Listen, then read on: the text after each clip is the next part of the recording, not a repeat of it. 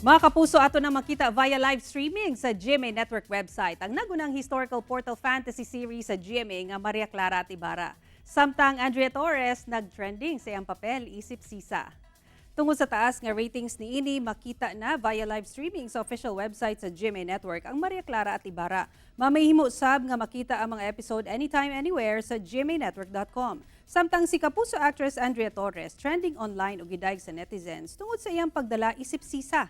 Human sa episode, daghan ang natandog sa naitabo kang sisa nga nasubo nga nangita sa iyang duha ka anak nga sila si Crispin ug Basilio. Sa social media post, sa aktres nagpasalamat kini sa mga misuporta kaniya.